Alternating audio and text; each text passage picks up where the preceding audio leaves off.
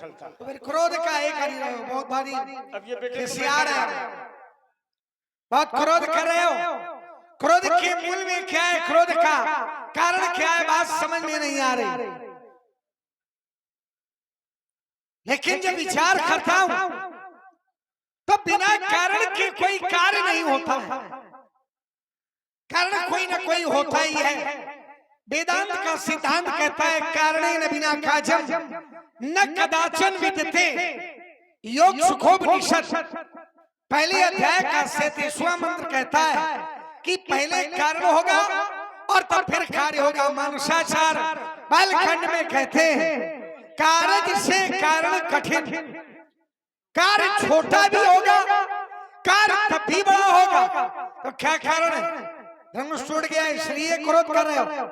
और अगर क्रोध का कारण धनुष का टूटना है तो एक बात मैं आपको बता दूं, बहु धनवीर तोरी लड़काई तब कबाऊंगा अस अरिस की गोसाई। आपके द्वारा कभी ऐसा क्रोध नहीं किया गया, क्रोध तो किया गया लेकिन असरिस कसरिस आ सरिस कबहु नखीन गोसाई। क्रोध किया लेकिन जब जब क्रोध किया दुष्टम छत्रम भुवो भारम हयरा नाम कुलंतकम है वंशियों के विरोध में परशुराम जी का क्रोध रहा, अत्याचारियों के विरोध में परशुराम जी का क्रोध रहा। लेकिन धर्म का विरोध परशुराम जी के क्रोध ने, परशुराम जी के परशु ने कभी धर्म का विरोध नहीं किया, कभी संतों का विरोध नहीं किया, कभी साधुओं का विरोध नहीं किया। इसलिए गोसाई कभी आपने ऐसा क्रोध नहीं किया। तो क्या धन पर ममता, और अगर ममता है, ममत्व है तो कई है तो उसका हेतु क्या है, कारण क्या है। आदरणीय पूज्यपाद व्यास जी, जब भी सज्जनों के मध्य में, ज्ञानियों के मध्य में कोई भी अनैतिक कार्य हुआ, अनुचित कर्म हुआ, धर्म के विपरीत आचरण हुआ, वहां पर विरोध किया गया। ये धनुष दिव्य आयुध था, ये धनुष है, ये दिव्य आयुध था। क्या दिव्य आयुध को इस संसार से सदा के लिए हटा देना चाहिए? उत्तर मिला नहीं। हम कैसे मान लें कि आपके द्वारा संतों के मध्य में, ज्ञानियों के मध्य में, धर्मानुरागियों के मध्य में ये अनुचित व्यवहार किया जा रहा। दूसरी बात, व्यास जी, ये बालक कह रहा है बिना कारण के कोई कर्म नहीं होता, पहले कारण फिर कर्म। जिसने धनुष तोड़ा है क्या वह कारण और कर्म के बंधन में बंधा है? निर्णय ये लेना है। अगर इस ज्ञानियों के समाज में धनुष तोड़ने वाले ने धनुष का खंडन किया है तो निर्णायक स्थिति ये बनेगी कि जिसने ऐसा कर्म किया है क्या वह कर्म और कारण के मध्य में है, और यदि नहीं है तो राजकुमार उसकी खोज तुम्हें भी करनी है, हमें भी करनी है। अच्छे राजकुमार हो, तुम्हारा अन्वेषण हमारे अनुरूप होगा। लेकिन परशुराम का जो क्रोध है ये अकारण नहीं है, ये सकारण है। ये धर्म के प्रति समर्पित क्रोध है।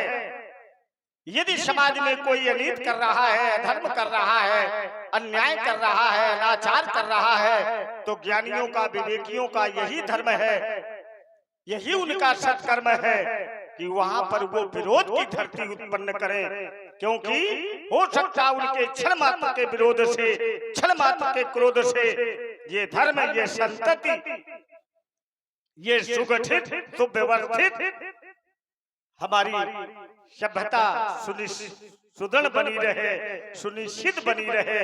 इसलिए समझा रहे हैं बालक, रे बालक काल बस बोल तुम संभार, धनु ही शंत्र पुराण धनु विदित सकल संसार, छौना बहुत संभाल कर बोलो। चलिए महाराज, जहां से आपने आरंभ किया मैं फिर वहीं से प्रारंभ कर रहा हूं। परशुराम जी ने कहा कि परशुराम जी का जो क्रोध है वो धर्म की के विषय में विचार किया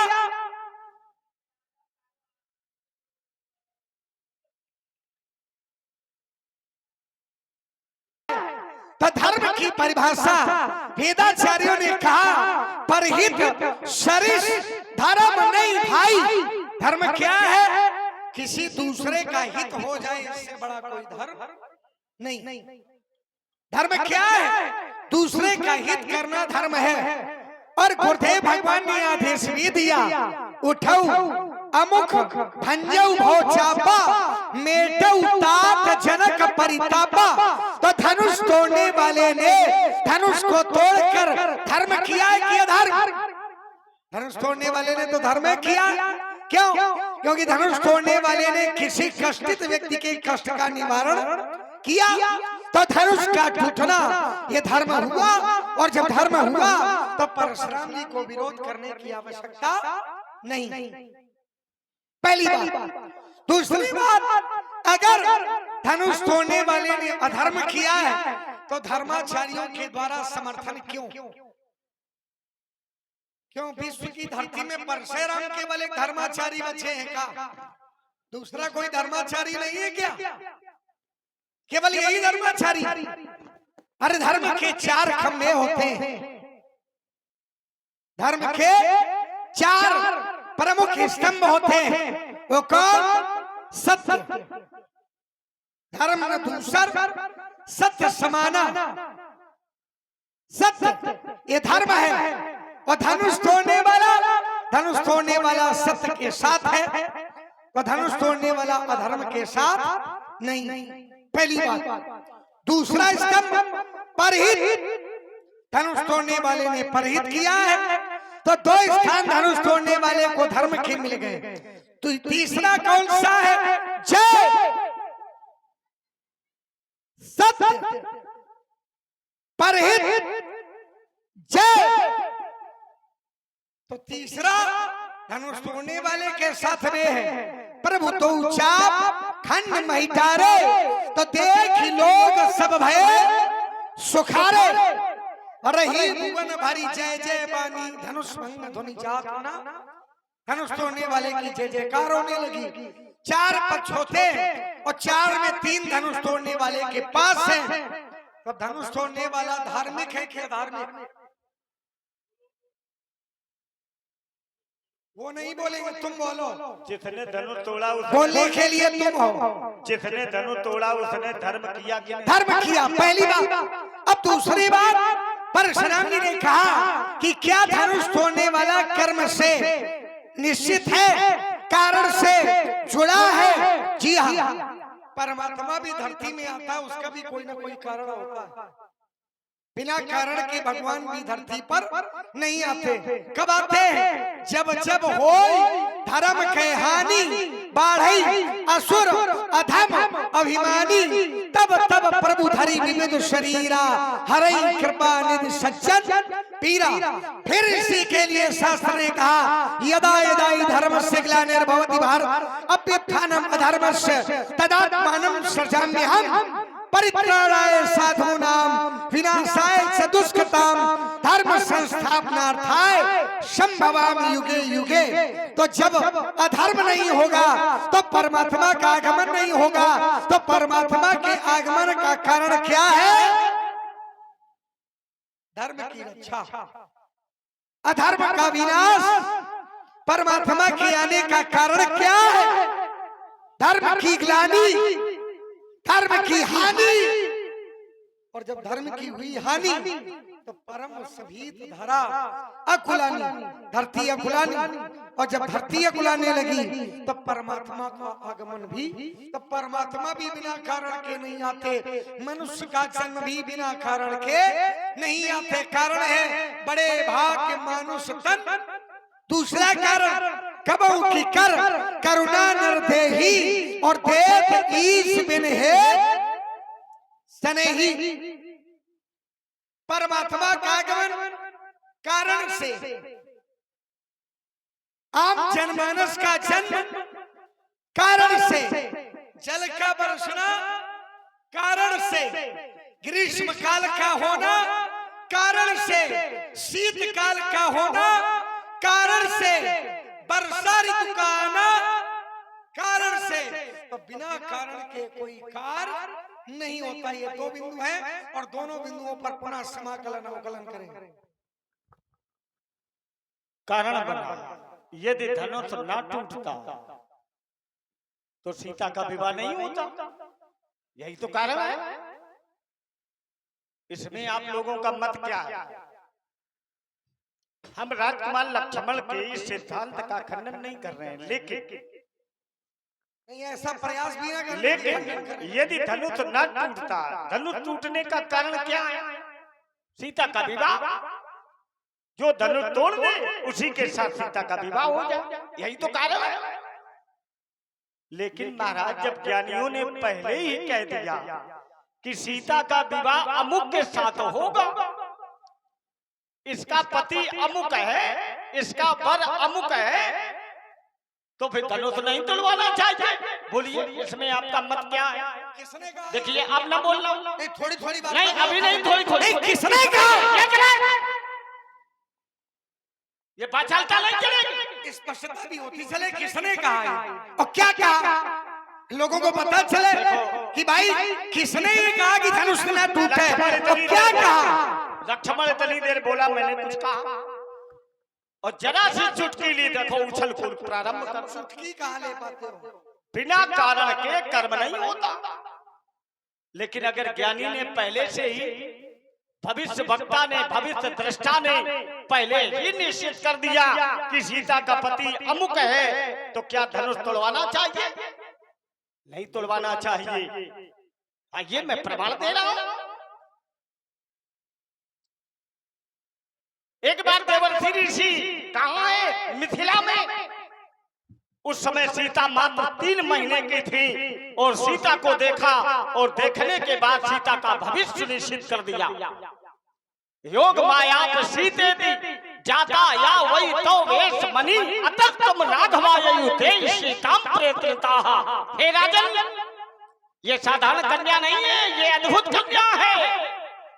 अतएव इस कन्या को तुम रघुवंश में ही समर्पित कर देना।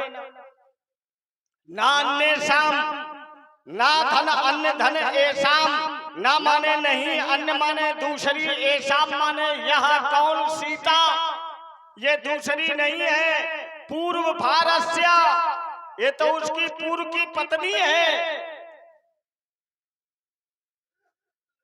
तो जब यहां तक कह दिया तो फिर पिता को ये नहीं चाहिए कि धनुष को तोड़वाना चाहिए कि नहीं तोड़वाना चाहिए? बोलिए। जब पिता को ये ज्ञान हो जाए कि हमारी बेटी का विवाह अमुक के साथ होगा, तो फिर उसे समाज में भटकना चाहिए कि नहीं भटकना चाहिए? और सीधे अपने कुटुंबों को, हितैषियों को ले और अमुक वंश में पहुंच जाए। महाराज, मैं आपके इस पुत्र के साथ अपनी बेटी का हाथ देना चाहता हूं। सीधी सी बात थी। इतनी बात के लिए इस भगवान शंकर के दिव्य आयुध का खंडन किया गया। क्या यह धर्म है? अब बोलो आप लोग, गलत है कि नहीं? अरे हाँ करो, दबाव में ले लो। ये राजा का लड़का है, विषय अलग है। अब धर्म हुआ परहित शरीर से धर्म नहीं भाई, और पर पीड़ा सब नहीं अध। अगर दूसरे को कष्ट दिया जाए तो अधर्म है कि नहीं? बोलो, अरे बोलो। और जब धनुष तोड़ा गया तो इसको कष्ट हुआ कि नहीं? बोलो। इस धनुष में महात्मा दधीच के प्राण थे, और जब ये तोड़े गए तो प्राण रहे कि गए? और महाराज, किसी के प्राण लेना ये धर्म है?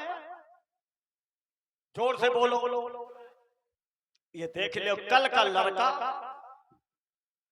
और 16 दूनी 8 राजनीति का पाठ पढ़ाने में जुटा। ये दबाव दे रहा है कि नहीं? एक बात इसने बहुत अच्छी कही, वो हमारे हृदय को छू गई। क्या? कि धनुष तोड़ने वाले ने अपनी गुरु आज्ञा का पालन किया, अपने मन से उसने धनुष नहीं तोड़ा। गुरुजी ने कहा उठो, धनुष तोड़ दो। तो तोड़ने वाले के पास ज्ञान था कि नहीं था, विवेक था कि नहीं था? कोई आपसे आपके गुरुजी कह दे जाओ गांव में आग लगा दो,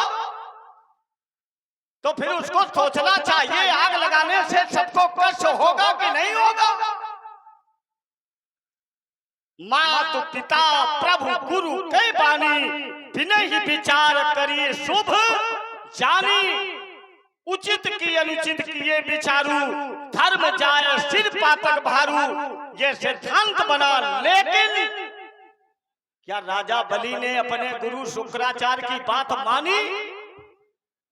बोलो, क्या भक्त प्रहलाद ने अपने पिता की बात मानी? क्या कोई अपराध हुआ, कोई दोष लगा? नहीं लगा। उस ज्ञानी विवेकी को ये सोचना चाहिए इस कर्म से दूसरे का हित होगा या अहित होगा। हमें समाज में ऐसा आचरण नहीं करना चाहिए। ये केवल लक्ष्मण परशुराम का संवाद नहीं हो रहा, इससे आप लोग भी अपने जीवन में शिक्षा ग्रहण करें। आपके पिताजी कह रहे हैं, आपके गुरुजी कह रहे हैं, माताजी कह रहे हैं, लेकिन कर्ता को ये ध्यान में लाना चाहिए कि हमारे इस कार्य से कितने प्रसन्न हैं, कितनों को कष्ट मिलेगा, हमें समाज में कैसा आचरण करना चाहिए, हमें कैसा व्यवहार करना चाहिए। तब तो आप अच्छे आज्ञा पालक। तो अब बोलो, धनु तोड़ने वाले ने गलत किया कि नहीं? आप लोग बोलो। चलो किनारे हो, हम बता रहे हैं। बोलो। देखो, तब के न बोलो जब तक हम परेशान ना हो, जब दबाव मत तुम हो तो ये लोग तो आई है। आइए जरा, परशुराम जी ने कहा कि नारद जी ने और राजा जनक से कहा, और क्या कहा? अतस्तम में राघवायु थे सीता प्रयत्नता। आओ जरा इधर आओ, जाओ पीछे ना भागो, इधर आओ, आओ जाओ। सबके सामने मुखातिब। ये श्लोक आपने बोला, आनंद रामायण का श्लोक है ये। दे सीता प्रयत्नता।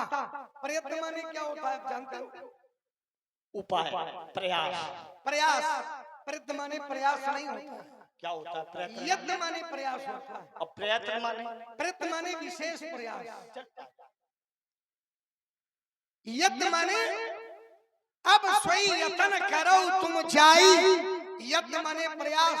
और जब सर्ग लग गया, पढ़े लिखे लोग बैठे हैं यहाँ, छात्र वर्ग भी है और शिक्षक वर्ग भी है, इसलिए कह रहे थे शब्द प्रयोग कर देना, उसका अर्थ जानना। अच्छा, विशेष उपाय क्या किया? विशेष उपाय क्या?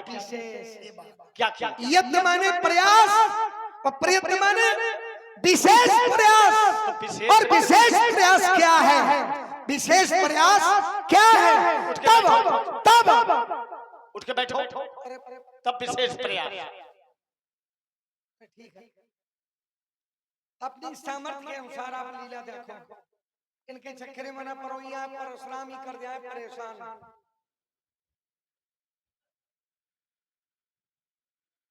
भाई परशुराम परेशान में कोई बहुत बड़ा अंतर नहीं है। आइए, विशेष प्रयास। और विशेष प्रयास क्या है? तब भुजबल महिमा उद्घाटी प्रगति धनु विघटन परिपाटी। धनुष का निर्माण और धनुष का खंडन ये निश्चित है। देखिए, निर्माण हुआ, महर्षि दधीच ने अपनी अस्थियों का दान किया, तो क्या महर्षि दधीच को मुक्ति नहीं मिलनी चाहिए?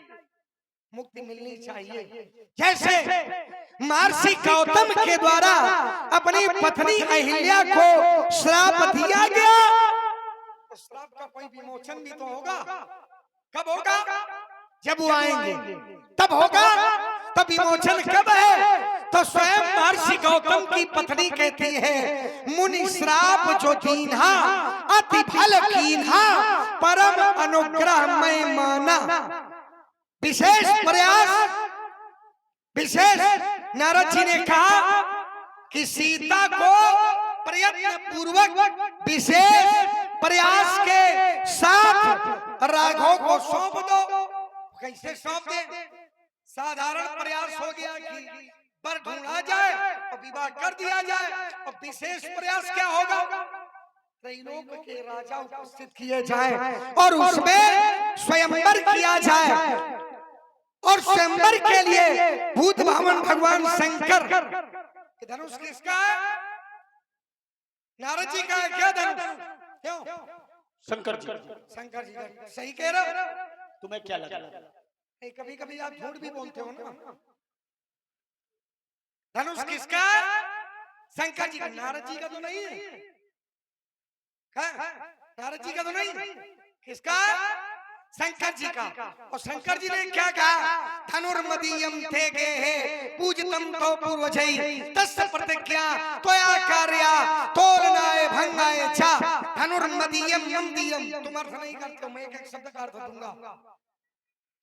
धनुर्मदीयम मदीयम मेरे द्वारा जो धनुष दिया गया था देवरात ख्यातो निमिर ज्येष्ठो महीपति न्यासोयम तस् भगवान हर्षदत्तो महात्मना। किसको दिया गया था? राजा जनक की 16 पीढ़ी पहले। किसको दिया था? देवरात।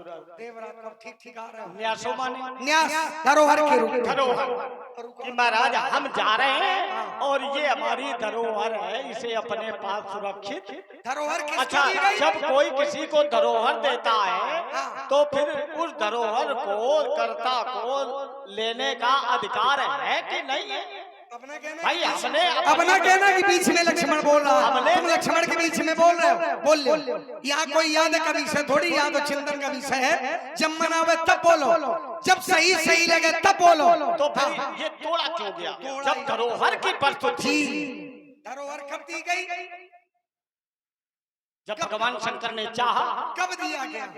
तो जब भगवान शंकर ने मन बना लिया तब दे दिया। इसके अलावा कोई उत्तर नहीं है। राजा जनक को नहीं दिया गया धरोहर की रूप। किसको दिया गया? राजा जनक की 16 पीढ़ी पूर्व जब यहाँ के राजा देवरात थे तब धरोहर के रूप में दिया गया। अब आपके वंशजों को अगर किसी ने धरोहर के रूप में दिया, आपने धरोहर को सुरक्षित रखा। अब जिसकी धरोहर है वो आकर के कह दे कि इसको तोड़वा दो, आप क्या करोगे? तो क्या ये वही? आप क्या करोगे? वही धनुष। क्या धनुर्मदीयम भोले बाबा कह रहे, भोले बाबा कह रहे धनुर्मदीयम मदीयम मेरे द्वारा जो धनुष दिया गया था पूजतम तो पूर्वजई जिसको तुम्हारे पूर्वज पूजते रहे हैं तस्य प्रतिज्ञा उसकी प्रतिज्ञा करो। त्वया कार्या ये तुम्हारा कार्य है। और कार्य क्या है? तोलनाय भंगाय चा उसका खंडन करवा डालो। राजा जनक ने तोड़वा डाला। अब राजा जनक का क्या दोष है? तोड़ने वाले का क्या दोष है? अभी एक बिंदु और रह गया।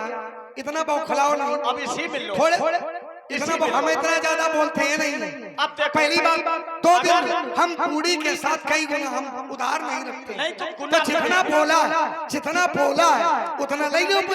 इसके बाद फिर बोलना। और अगर कोई विशेष बात हो, हमने ले लिया। कहा ले लिया? आपने कहा कि गुरुदेव आदेश करे तो ये देखो, आपने कहा कि गुरुदेव आदेश करे तो विचार करो।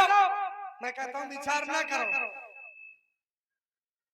विचार इसलिए न करो कि गुरुदेव आदेश दे तो उसका पालन करो। अब इन्होंने प्रमाण दिया कि राजा बलि अगर विचार न करते तो 3 पग भूमि का दान न देते। विचार किया। क्यों विचार करना पड़ा? इसलिए क्योंकि वो गुरु नहीं थे। गुरु कहते किसे? तो शास्त्र कहता है अज्ञान तिमिरांधस्य ज्ञानांजन शलाकया। अज्ञानता का तिमिर नेत्रों में लगा हुआ है तो ज्ञान की शलाका से अज्ञानता का तिमिर हटाए और परमात्मा से मिलाए। और शुक्राचार्य क्या कह रहे थे? शुक्राचार्य कह रहे थे 3 पग भूमि का दान न दो, ये उचित था। अभी तो शुक्राचार्य की आंख फोड़ी गई थी। सीख लगा करके शिष्य का निकार दूर करो।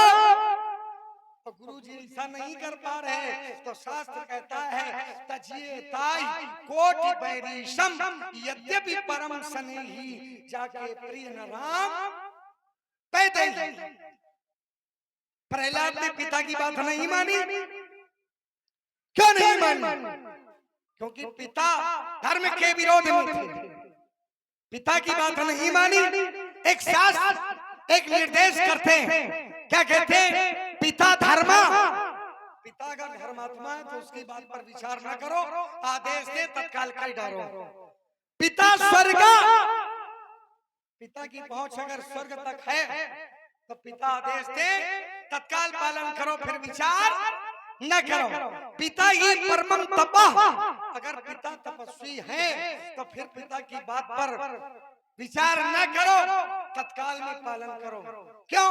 क्योंकि पितर प्रीति मां पन्ने प्रियंते सर्व देवता, पिता की प्रसन्नता से हमारे पूर्वज प्रसन्न होते हैं, और जब पूर्वज प्रसन्न हो जाते हैं तो पितर प्रीति मां पन्ने प्रियंते सर्व देवता, हमें आदेश का पालन करना है। इसीलिए कहते हैं कि गुरु करो जान के और पानी पियो बिना जानकारी के गुरु न करो, और फिर अगर गुरु कर ले तो जो गुरु का है वो फिर पानी पियो। गुरु जी कह रहे बेटा पानी पियो, गुरु जी कह रहे जान के। बेटा राम नाम जाप करो, और चेला कह रहा ना परशुराम जी कहा था कि विचार करे और तब माला करे। पानी पियो जान के और गुरु करो छान के। पानी छान के न पियो, पानी जान के पियो कि ये पानी पीने योग्य है कि ठीक है। अब देखो भगवान शंकर ने जिस धनुष को देवराज को दिया, कैसे धरोहर, ये वही धनुष है। भगवान शंकर ने जिस धनुष को धरोहर के रूप में दिया, उसी धनुष के द्वारा त्रिपुरासुर मारा गया। मारा गया कि नहीं? केवल हाँ कि ना? मारा गया कि नहीं? और ये वही है धनुष जो टूटा है। क्या इसी धनुष के द्वारा त्रिपुरासुर मारा गया? अभी निर्णय हो जाए, हमारी बात न मानो। समाज में जो बड़े बुजुर्ग कह दें उनकी बात मान लो।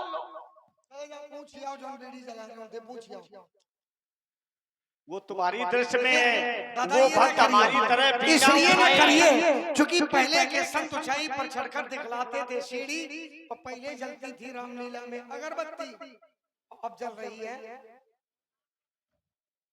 तो धूम्रपान निषेध, पीना है तो प्रांगण को छोड़ दीजिए, क्योंकि ये आज आपका ग्राम अलरा नहीं है, ये मिथिला की धरती है, और मिथिला की धरती में बैठे हुए प्रत्येक जनमानस, चाहे नारी समाज हो और चाहे पुरुष समाज हो, इसके लिए एक विशेषण दे दिया गया है, पूर्व नर नारी सुभग सुचि संता और धर्मशील ज्ञानी गुणवंता। ज्ञानी और गुणी कारण है। अंतर क्या है? पहले यज्ञ होता था, यज्ञादि बहुत पर्जन्या पर्जन्या अन्न संभवा, यज्ञ से धुआं, धुएं से मेघ, मेघ से जलवर्षा और जलवर्षा से अन्योपार्जन। तब पहले क्या है? यज्ञ का धुआं तो मांगे बारिद दे जल, जब आप मांगते थे तब इंद्र देवता जल देते थे, मेघ जल बरसाते थे। अब यज्ञ का धुआं तो हुई है कम, अब धुआं काहे का है? धूम्रपान का। तो मेघ भी नशे में है, जब बरसना है तब बरसते नहीं है, और जब नहीं बरसते। जब समाज में कोई अप्रिय घटना घटती है तो भक्त लोग, ज्ञानी लोग, योद्धा लोग क्रोध में कहते हैं आज धुआं उठेगा, कहते हैं कि नहीं? तो आज हमारे गुरुदेव का धनुष टूटा है, ये साधारण कार्य नहीं हुआ, इसलिए हाँ तुम चिंता न करो। क्या उपदेश दे रहे हो भाई? इतना ज्ञानी लोग सत्संग करते हैं, लेकिन महाराज पूर्व जन्म के संस्कार के द्वारा, कर्म के द्वारा वो अपनी प्रकृति से बंधे हुए। यही प्रकृति है। प्रकृति हमें स्वयं परिवर्तित करना है। लीक पर ही चलते रहे तो हमारा इतिहास नहीं लिखा जाएगा। परिवार का मुखिया अगर प्रातः काल उठे और उठने के बाद में स्नान करे, स्नान करने के बाद भगवान के मंदिर में जाए और 2 अगरबत्ती लगाए, तो हमारे बच्चों को ये सिखाना नहीं पड़ेगा। क्यों? क्योंकि परिवार का मुखिया उठता है और उठने के बाद स्नान करता है और भगवान के मंदिर जा करके अगरबत्ती लगाता है। और अगर परिवार का मुखिया सुबह ऐसे गिलास में गिलास लड़ा हुआ है तो ये भी बच्चों को बताना। भक्त प्रहलाद के पिता हिरण्यकश्यप सदैव धर्म किया, परमात्मा सत्ता का विरोध किया। क्या उसका प्रभाव उसके पुत्र प्रहलाद पर पड़ा? उसने पिता माना ही नहीं। क्यों नहीं पड़ा? उसने परम पिता को अपना पिता स्वीकार किया। परम पिता इदम इदम ईशावास्मिदम मित्तम, ईशावास्मिदम सर्वम, ये सब किसकी संतान है? मैं उसका संतान हूँ। ये प्रहलाद कहता, अपने पिता को पिता नहीं माना। प्रहलाद का कहना था आप हमारे भगवान हैं, आप हमारे ईश्वर हैं, आप संसार के ईश्वर नहीं हैं। और हिरण्यकश्यप का कहना था कि मैं तल वितल सुतल तलातल रसातल पाताल भू भुआ स्वा जना तपा महासत, मैं पाताल नाथ पातालाद ब्रह्मलोकांतम, मैं अखिल ब्रह्मांड का पिता हूँ। लेकिन यही बात प्रहलाद ने अपने पिता की बात नहीं मानी। पुत्र के लिए माता पिता साक्षात ईश्वर हैं। पितेव सर्वलोकानां या करोति सदा हितम, मातेव लालनम चैव परमेशम।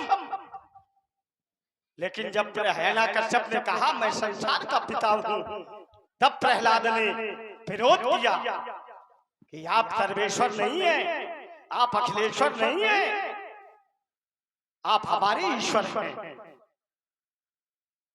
ये अंतर रहा। तो यही प्रकृति है।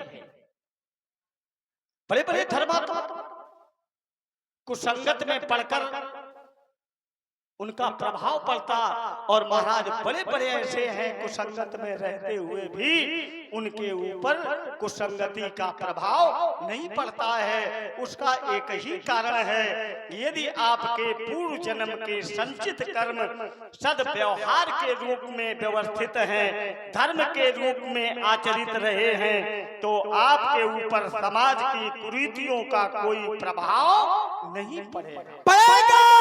पड़ेगा। सिद्धांत कहता है कि पड़ेगा। हाँ, संभालिए व्यास जी, वो खाना पलटो, कोई चिंता न करो, आप केवल इसको संभालिए। यंत्र संभालो, मंत्र के लिए परशुराम जी हैं। संगत ही गुण उपजे,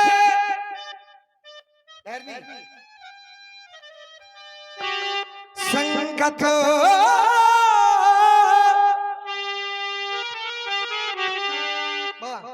संगत ही गुण उपजे और संगत ही गुण जाय, पास फास अरुणी से एक ही भाव बिका। ब्रह्मा जी ने सृष्टि का निर्माण किया तो कैसे किया मैं बता रहा हूं। ये सगुण क्षीरा, दूध और पानी को मिला करके संसार में प्रेषित किया। सगुण क्षीरा अवगुण जलता, एक और पानी है और एक और दूध है, लेकिन ब्रह्मा जी ने दोनों को मिला दिया। किया क्या? ये मिलाई रचई पर पंच विधाता, रचना कर दी। और ये जीव क्या है? माया ईसन आप कहूं जान कही सो जीव, बंद मोक्ष प्रद सर्व पर, माया प्रेरक शिव। जीव और शिव, जीव क्या है? जीव माया की प्रेरणा से चलता है और परमात्मा स्वयं माया को प्रेरित करते हैं। एक परमात्मा माया को प्रेरित करते हैं और एक जीव जो माया की प्रेरणा से चलता है। एक हमारा संचालक है और जो हमारा संचालक है उसका भी संचालक कोई दूसरा ही। प्रभाव संगत का है संगत का संगत हुई, वाल्मीकि जी रत्नाकर बन गए। और जब संगत अच्छी हुई, उल्टा नाम जपत जग जाना, और वाल्मीकि भे ब्रह्म समान। नारद जी की संगति हुई तो क्या हुआ?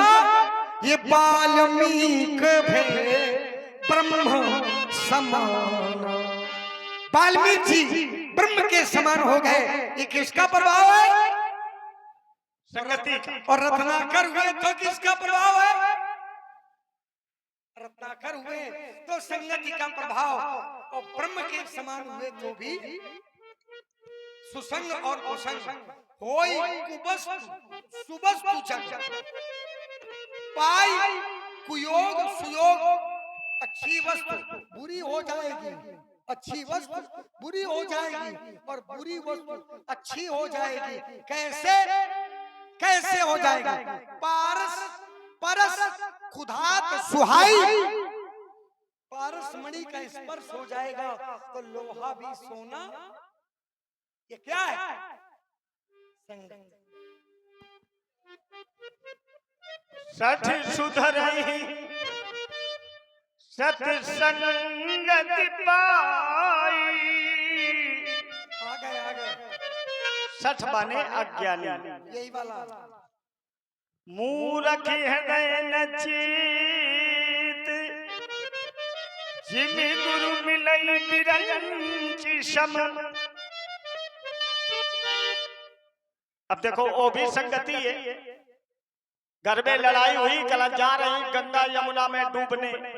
अब वो ज्ञानी पीछे पीछे जा रहा, वो जान रहा है इसे तैरना नहीं आता। संगति है लेकिन प्रभाव नहीं पड़ रहा। वो रोक रहा, नदी में न कूदो, डूब जाओगे। वो नहीं माना, कल अब और आगे नहीं जाना, वो और जा रहा। वहां पर उसकी संगति का प्रभाव उस पर क्यों नहीं पड़ता है? भूमि गिरा भाधावर पानी, जिम जीवई माया लिपटानी।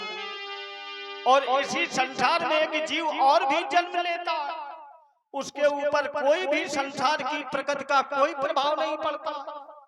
वो संसार का त्याग करने के लिए महाराज आगे बढ़ गया। कौन? महात्मा सुखदेव जी भी तो संसार में पैदा हुए। पिता व्यास जी पीछे से चिल्ला रहे, भो पुत्र छलम तिष्ठि। अरे बेटे एक क्षण के लिए रुक जाओ। और पुत्र कहता, अयम अच्छा स्वतम दुख खा ले। अरे पिताजी ये दुख का घर है, ये संसार स्थायी नहीं है। एक दिन ये संसार बदल जाएगा, परिवर्तनशील है। हमें इस दुख के बंधन में न बांधो। उसके ऊपर क्यों नहीं पड़ा? संगत का असर पड़ा। महात्मा सुखदेव जी व्यास जी के पुत्र हैं सुखदेव जी। तो सुखदेव जी संसार को छोड़ करके जा रहे हैं, चले जा रहे हैं। एक क्षण संसार की बात नहीं मान रहे। क्यों नहीं मान रहे? क्यों नहीं मान रहे? ये संगत का प्रभाव है। नारद जी की संगति हो गई, और जब नारद जी की संगति हुई तो नारद जी ने उनसे कह दिया कि संसार में कुछ नहीं है। अगर संसार में रहोगे तो मर जाओगे, और अगर संसार को छोड़कर परमात्मा की शरण में जाओगे तो क्या है? संगत। ये 50 पुष्प मुद्राएं हमारे परशुराम और लक्ष्मण जी के सुंदर अभिनय पर नरेश सोनी इटालिया वालों की तरफ से प्रदत्त हुए हैं। बहुत बहुत साधुवाद। वैराग राग रस को, वैराग के राग के रस का पान करो। इटालिया तो इटालिया है कौन सा? बाजा की राजा? तो इटालिया बाजा। बाजा कई बार ये पवित्र धरती है, और जब आप जैसे ज्ञानी लोग मिल जाते हैं और ऐसा बालक सदाचारी मिल जाए,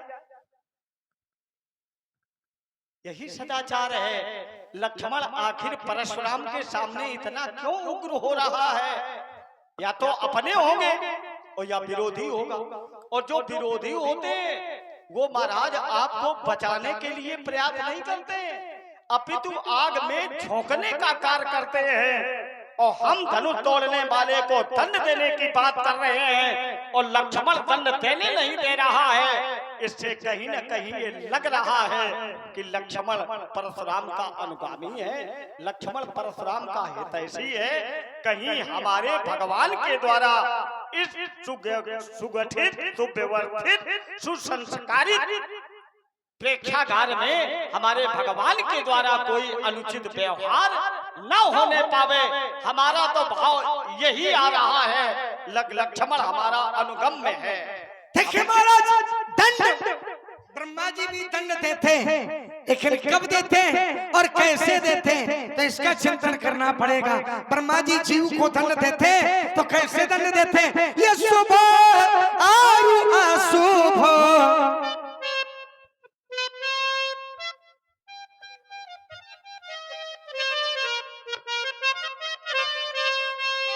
और ईशो देता फल हरता ये विचारी शुभ और अशुभ। पहले शुभ और अशुभ इसके विषय में देखा जाएगा और इसके बाद ईशो देता फल हरता ये विचारी। ईश्वर फल देंगे लेकिन कर्म को देखेंगे कि ये कर्म अच्छा है या बुरा है। अगर कर्म अच्छा है तो फल अच्छा होगा, कर्म बुरा है तो फल बुरा होगा। ब्रह्मवाणी कहती है अवश्यमेव भोक्तव्यम कृतं कर्म शुभाशुभम, जो जस करई सो तस फल। कहते हैं सहज परिश्रम से कभी हल नहीं मिलता, सहज परिश्रम से कभी हल नहीं मिलता, कल की कहने से कल नहीं मिलता। लगाते पेड़ जो चौराहे पर उन्हें खाने को फल नहीं मिलता। जो जस करी सो तस फल, जो जैसा कर्म करेगा उसको